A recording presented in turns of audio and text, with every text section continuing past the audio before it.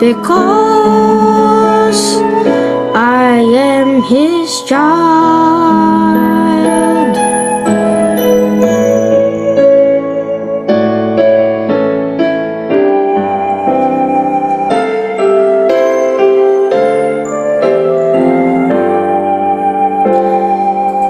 Eyes like his to freely give. Eyes will make some burden light. Eyes like his to know another's need.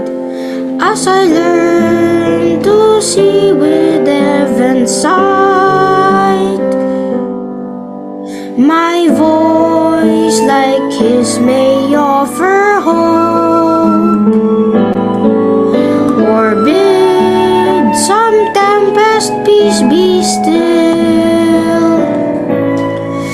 And my heart like his can share his perfect love, as my life reflects my Father's will. Created in his image, nurtured in his care, sent to earth to learn the noble heritage I bear. Created in his image, his light will be my guide, a heavenly inheritance, because I am his child.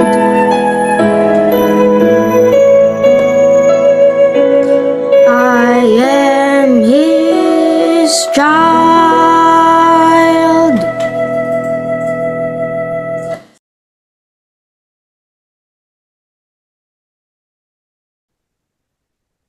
Praise God for that beautiful message in song. It is a privilege for us, friends, to worship the Lord, even though we are from different places. We don't see each other physically, but through the Zoom worship, we can see each other.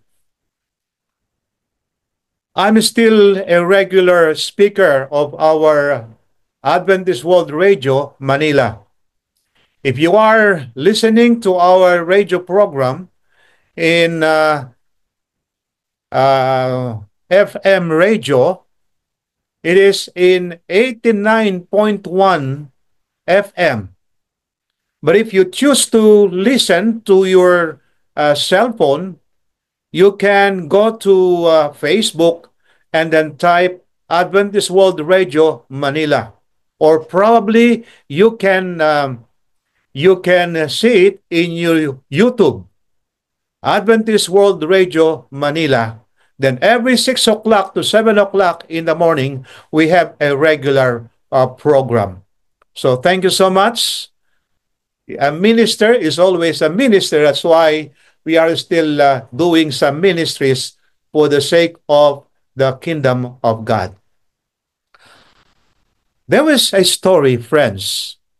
There was a Japanese prime minister who would like to go to US. It was related this experience when I was going to GC meeting by the, ex- the former executive secretary of GC. He said there was a Japanese prime minister who would like to go to US, but the problem was he didn't know how to speak English. And his secretary said, "Sir, easy. When you meet Bill Clinton, shake his hand and tell him, 'How are you?' And when he's going to respond, tell him, 'Me too.'" So when he met Bill Clinton, he shook his hand, and instead of saying, "How are you?" he said, "Who are you?" Then Bill Clinton said, "Well, I am Bill Clinton, the husband of Hillary Clinton. What about you?" He said, "Me too." I pray that the Lord is going to inspire us in our message this morning. You know, if you are going to study the book of Daniel, pinasok ng Babylonia through the leadership of the king of Babylon during that time, Nebuchadnezzar, that was in 605 BC. At dun sa kanyang pagpasok sa Jerusalem, ginawang captive yung king ng ng Huda o ng Jerusalem, at kasama sa naging captive si Daniel and his 3 friends, at meron pang mga iba.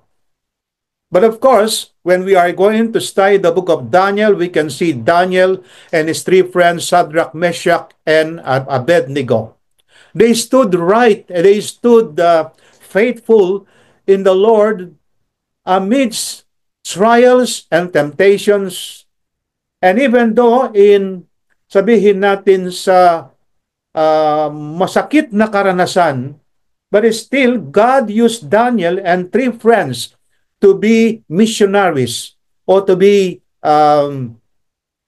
the representative of our God para sabihin sa mga tao sa Babylonia kung sino ang tunay na Diyos. Of course, ang chapter 2, it's about a prophecy in which it was a dream of king of Babylon, Nebuchadnezzar, and no one can interpret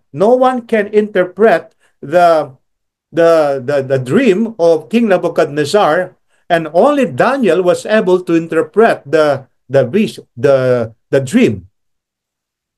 And then maraming mga pangyayari, but I would like to point to you chapter 5. Ating bigyan ng pag-aaral ngayon ang chapter 5 ng Daniel. And by the way, the meaning of Daniel is God is my judge.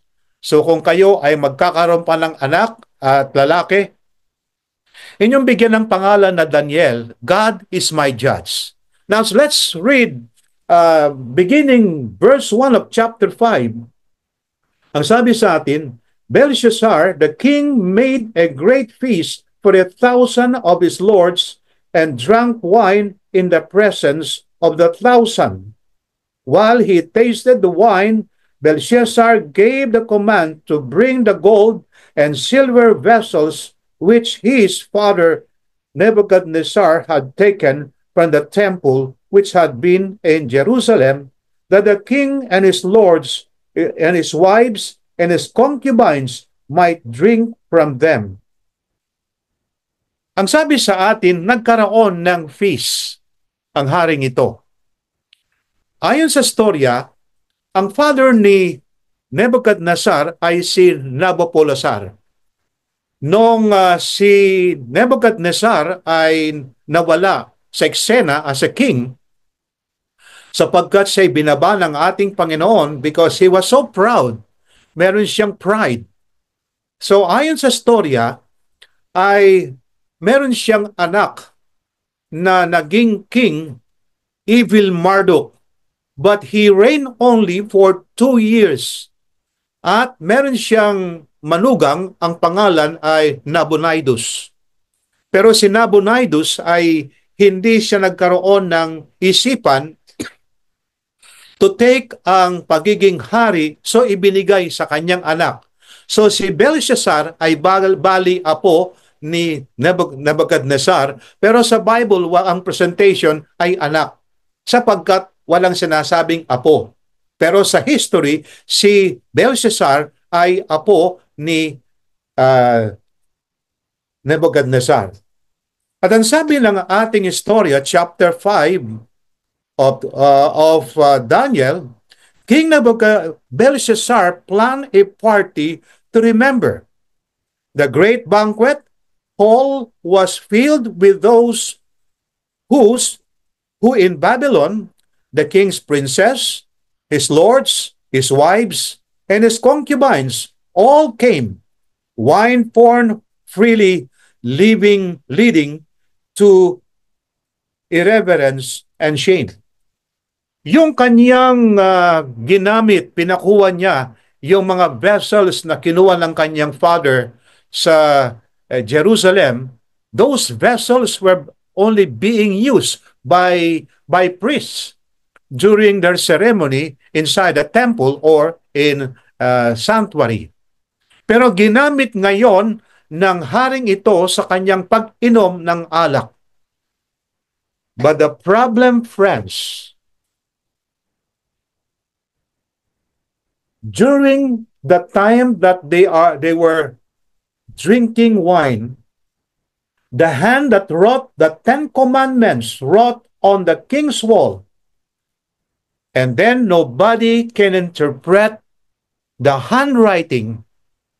At merong sinabi ngayon ang king na ito, samantalang siya ay naglalasing, ginamit yung mga vessels na kinuha sa templo ng Jerusalem. Ang sabi, ay nakakita ang king na ito ng isang kamay na sumulat sa pader.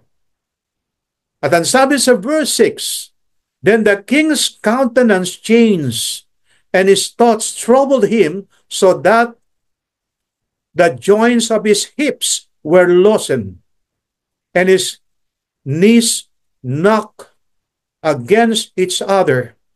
The king cried aloud to bring in the astrologers, the Chaldeans, and the soothsayers. The king spoke, saying to the wise men of Babylon, whoever interpret or to tell the interpretation shall be clothed with purple and have a chain of gold around his neck. And he shall be the third ruler in the kingdom. Why third ruler? Of course, during that time, the one supposed to rule is Nabonidus, or was Nabonidus, but was given to his son Belshazzar. So, the promise of the king, ang sino man ngayon magbigay ng interpretation, siya ang maging pangatlong ruler sa Babylon. Lalagyan siya ng gold na necklace sa kanyang leeg. As we read the Bible, walang sino man ngayon ang makapagbigay ng interpretation. Nalaman ngayon ng mother, ng king, na yung karanasan ni Nebuchadnezzar, merong isang Hebrew, ang pangalan Daniel, ang maaaring magbigay ng interpretasyon. Pinatawag ngayon si Daniel upang magbigay ng interpretasyon ngayon sa hari. At ang sabi ng ating Biblia, noong nakita ngayon ni Daniel yung sulat kamay ng isang kamay, nalaman ni Daniel at kanyang na-recognize na ang sumulat ay yung daliri na sumulat sa Ten Commandments. Walang iba kundi ang Diyos ni Daniel. At ang sabi ng ating Bible, mga kapatid, brethren, it says in verse 24, "Then the fingers of the hand were seen from him, and his writing was written. And this is the inscription that was written, Mene, Mene, Tekel, Upharsin." This is the interpretation of each word. Mene, God has numbered your kingdom and finished it. Tekel, you have been weighed in the balance and found wanting. Peres, your kingdom has been divided and given to the Medes and Persians. Now, before we are going to proceed, I would like you to bow our heads and pray so that the Lord is going to help us to understand the meaning of this and what is the message of the Lord in our time. Let us pray. Our most gracious and kind, loving Heavenly Father, we are coming in your presence, dear Lord, to receive understanding from you. We may not know the meaning of the words Mene, Mene, Tekel, Upharsin in our time, but through the Holy Spirit, Lord, we can understand your message to each one of us. In Jesus' name we pray. Amen. So na-recognize ngayon ni Daniel, mga kapatid, ang handwriting. Nanupat ang interpretation na ito ay ang lingkod ng Diyos. As I've said, even in hard times, God is using His servants to be messengers of truth so that these people may know that there is true God. At samantalang ngayong nakita ni Belshazzar ang handwriting na ito, the mood was changed from feasting and fun to fear, from revelry to remorse. Kaya nga ngayon, namutla ang hari. Ano bang ibig sabihin nito? Ano ang kanyang gustong iparating sa hari? Mga kapatid, ang unang bahagi ng pag-aaral na ito, it was the terror of a wasted life. According to verses 17 to 24, hindi natuto ang king na ito sa karanasan ng kanyang ama o yung lolo na si Nebuchadnezzar. And you know, si King Nebuchadnezzar nung binaba ng ating Diyos, kumain siya ng damo, nagmistulang parang hayop. Ayon sa istorya, after 35 years, King Nebuchadnezzar was converted and praised the Lord, mga kapatid. Pero hindi na nagbalik sa kanyang trono. Kaya nga, si King Belshazzar ay dapat siyang matuto. Subalit, he has no time for God. Meron siyang panahon sa feasting. Meron siyang panahon para sa kanyang pansarili. Pero wala siyang panahon na kanyang purihin ang tunay na Diyos at kanyang sambahin ang tunay na Diyos.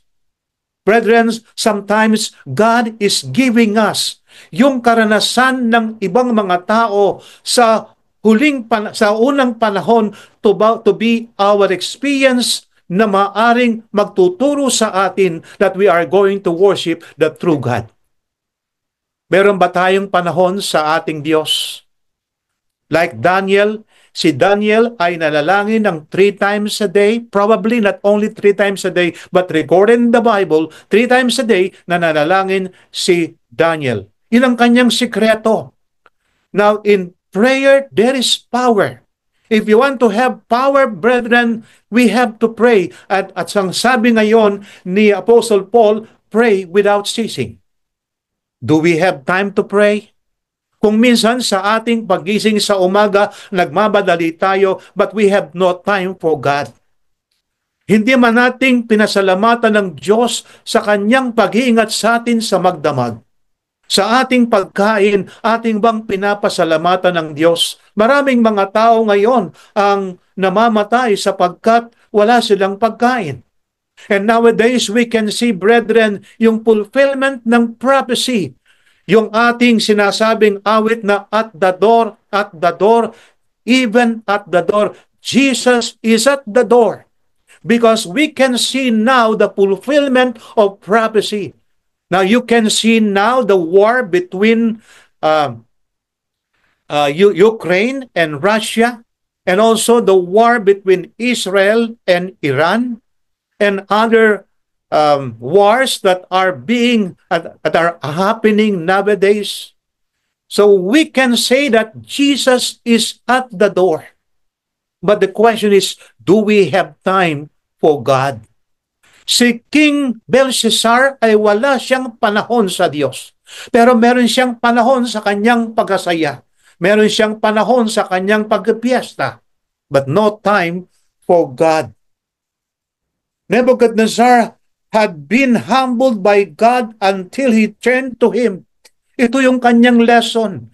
Ito yung sinabi ni Daniel, para bagang hindi ka natuto, King. Nakita mo na ang pangyayari sa iyong tatay. The warning was those that walk in pride, he is able to abase. Those that walk in pride, he is able to abase. Belshazzar had invested his life in things that pass away and now face eternity empty-handed. He had time for pleasure, time for business, but no time for God. How sad. What shall it profit a man if he shall gain the whole world, but is going to lose his soul? And the second point of this story, brethren, it was a terror of the wrath of God. Now it says in the Bible, in verse 24, then the fingers of the hand were sent from him, and his writing was written. And this is the inscription that was written, Mene, Mene, Tekel, Upharsin. This is the interpretation of each word. Mene, God has numbered your kingdom and finished it. King Belshazzar, because you were not able to worship the true God, you did not recognize the true God. Now this is the end of your kingdom. Ano pong pangyayari during that time? Ayon sa storya, ang ginawa ng Medo-Persia, dinivert yung tubig patungo sa loob ng Babylon. So yung tubig ngayon ay sa halip na pumasok sa Babylon, na divert ang tubig. At sa bagong tipan, mga kapatid, ang Babylon ay kumakatawan sa papacy.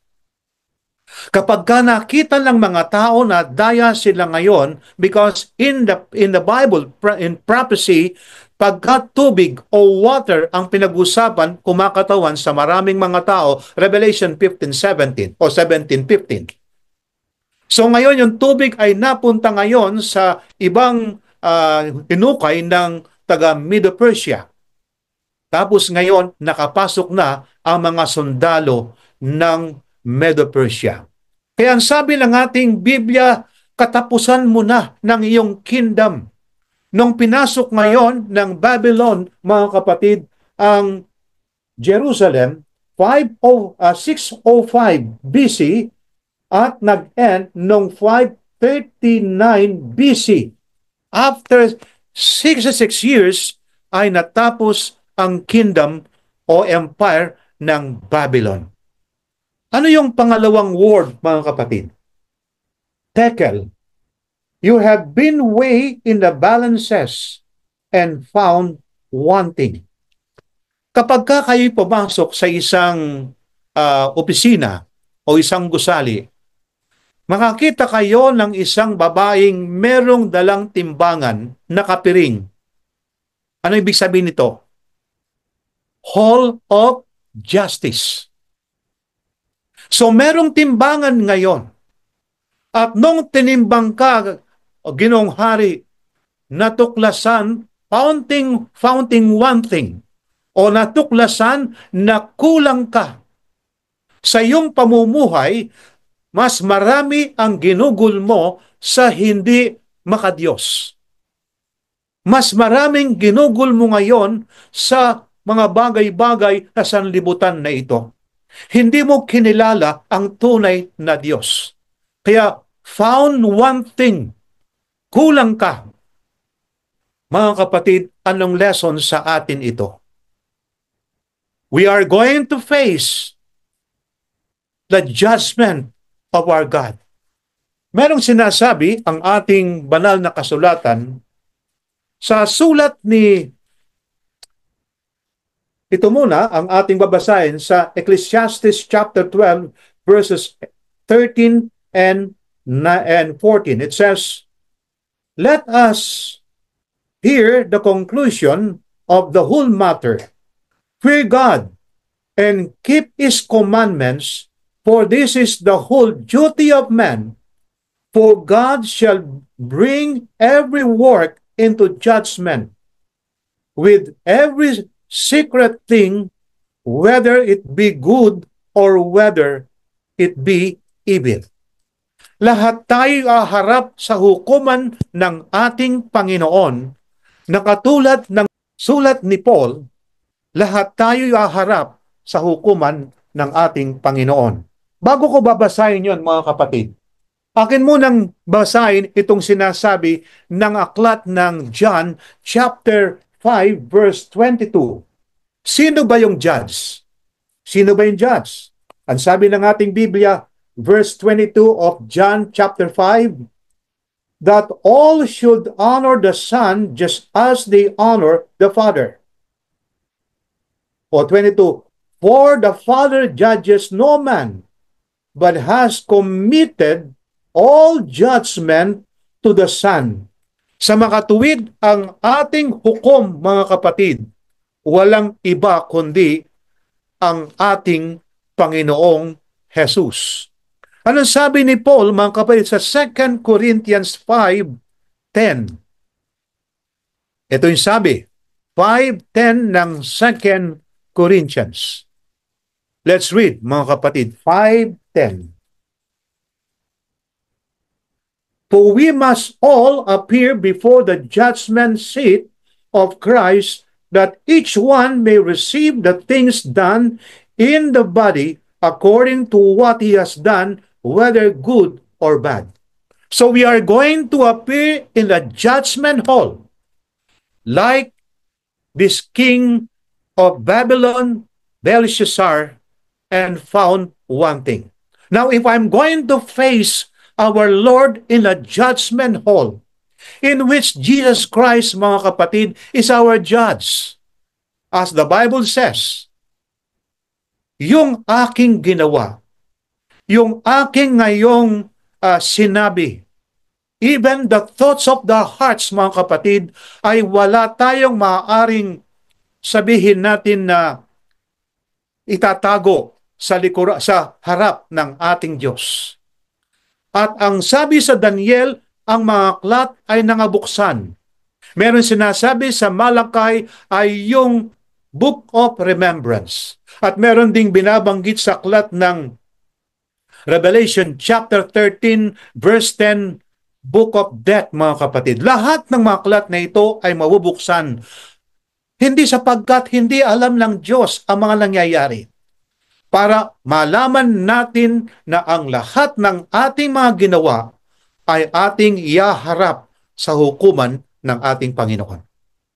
But it is a good news, friends. It is a good news. Why? Why it is a good news? Katulad ng aking binasa, ang ating judge, walang iba kundi ang ating Panginoon. Ang ating tagapagtanggol ay si Jesus. Merong binabanggit ang ating Bible, mga kapatid, ayon sa ating Biblia. Ito muna ang aking bigyan ng pansin, Ayon sa Deuteronomy 9:19 to 20, Moses wrote about the wrath of God, and Paul wrote about the wrath of God, Romans 1:18. Papaano tayo makakaiwas sa galit ng Diyos, mga kapatid? Alam natin ang Diyos ay galit sa kasalanan, pero mahal ng Diyos ang taong nagkasala. So kung ang ating Panginoon siyang ating judge, ang ating Panginoong Jesus, mga kapatid, siyang ating tagapagtanggol at tayo ang nasasakdal, tayo ang respondent, mga kapatid. Once we accepted Jesus as our personal Savior, yung garment of righteousness ng ating Panginoon ang ipagkakalob sa atin, at kapag tayo nakita ng Ama, hindi makikita ang aking filthy rag na aking katwiran, kundi ang makikita, mga kapatid, ang garment of righteousness ni Jesus. Now, when Jesus' righteousness, yung kanyang garment, ay binalabal sa atin ngayon, sabi ng ating Panginoon, Ama, patawarin mo siya, sapagkat nang dahil sa kanya, ako ay namatay. So mga kapatid, maiwasan natin ang wrath of God when we are going to accept Jesus as our personal Savior. Mga kapatid, hindi nating alam kailan ang ating pangalan ay sasatin. Merong investigative judgment. Now, bakit merong investigative judgment? Hindi ba alam ng Diyos ang nangyayari? Alam ng Diyos, mga kapatid. But for the sake of the angels, at the same time, sa bawat isa sa atin, manakasulat ang lahat ng ating ginagawa. Pero lahat ng ating mga kasalanan ay buburahin, mga kapatid. Lahat ng ating ginawang hindi tama ay patatawarin ng Diyos when we are going to accept Jesus as our personal Savior. At kapag tayo tinimbang ngayon, ang makikita ngayon, ang righteousness ni Jesus at hindi ang aking maraming buhay, mga kapatid. That is a good news, mga kapatid. Hindi katulad ng haring ito, ang sabi sa atin,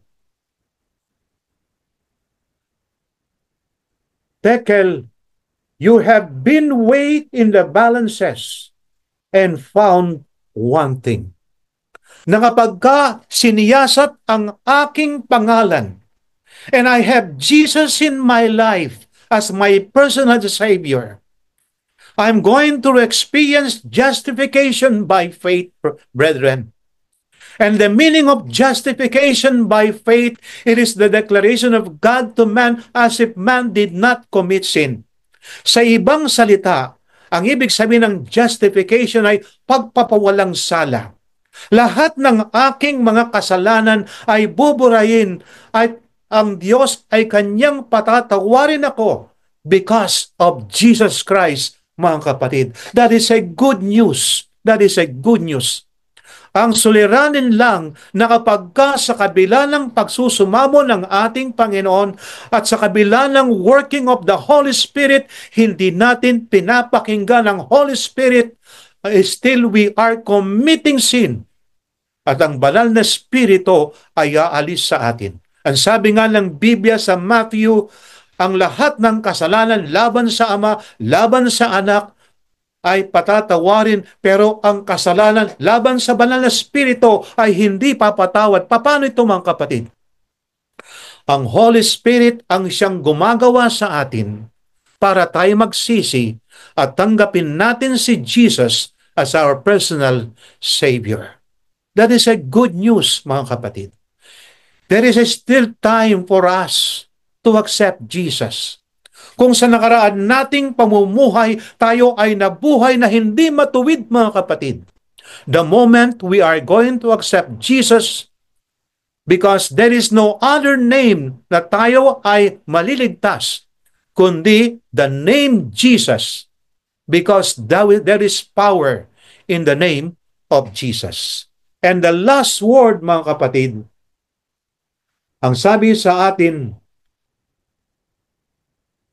Perez, your kingdom has been divided and given to the Medes and Persians. Then Belshazzar gave the command, and they clothed Daniel with purple and put a chain of gold around his neck and made a proclamation concerning him what he should be, that he should be the third ruler of in the kingdom. Verse 30. That very night Belshazzar, king of the Chaldeans, was slain, and Darius the Mede received the kingdom, being about 62 years old. That was the end of Babylon, friends, in the year 539. Friends and brethren, may this experience be a lesson to each one of us. We have still time, brethren. The Holy Spirit is still working in us to accept Jesus and to follow Him as our personal Savior. We have still a chance. We have still the time, brethren. Now, if you heard the message of this chapter 5 of the book of Daniel, it's now time for us to accept Jesus as our Lord and Savior. May God be with us. May God be our Lord and Savior until Jesus comes. And brethren, may God be our God as we live day by day. For our closing song, let us sing Tell Me the Story of Jesus.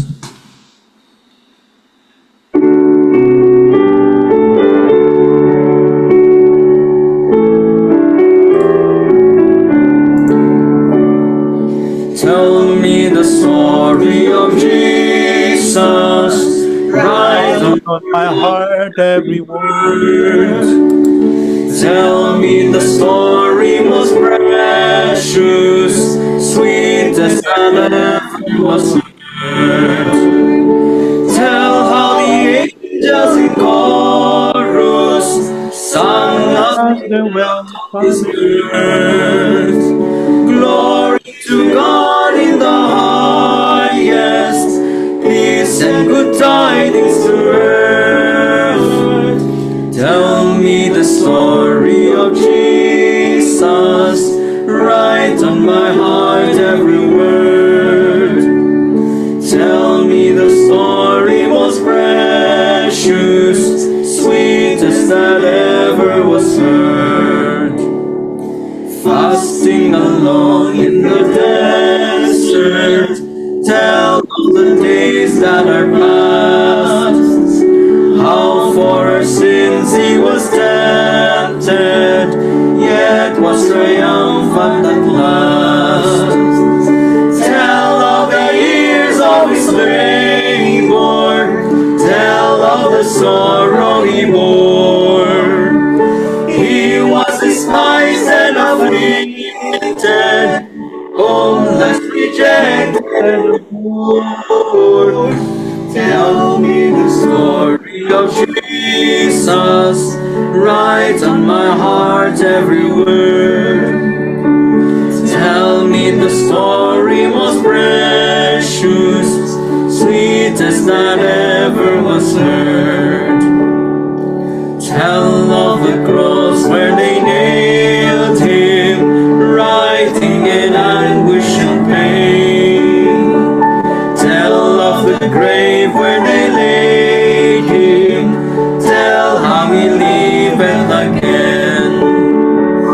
Loving the story so tender, clearer than ever I see. Stay, let me weep while we whisper, love paid the ransom for me. Tell me the story of Jesus, write on my heart every word. Tell me the story most precious, sweetest that ever was heard. Tayo po'y manalangin. Mapagpala at dakila po naming Diyos. Napakabuti po ninyo sa amin that we can have salvation through our Lord Jesus Christ. Napakadakila ang pangalan ng aming Panginoon, sapagkat sa kanyang pangalan lamang kami maliligtas. Pagpalain po ang bawat sa amin. Sa araw-araw nawa aming ilagay sa aming mga puso't isipan na at sundin na meron kaming dakilang kaibigan at tagapagligtas, ang aming Panginoong Hesus. Nawa maging bahagi ng aming mga buhay. Tell to people around us that there is Jesus who died on the cross. Subalit siya'y muling nabuhay at siya'y muling darating. Pagpalain nawa po ang bawat isa, tanggapin nawa ng bawat isa ang dakilang pag-ibig ng Diyos Ama, ng Anak at ng Banal na Espiritu, sa pangalan po ng aming Panginoong Hesus. Amen.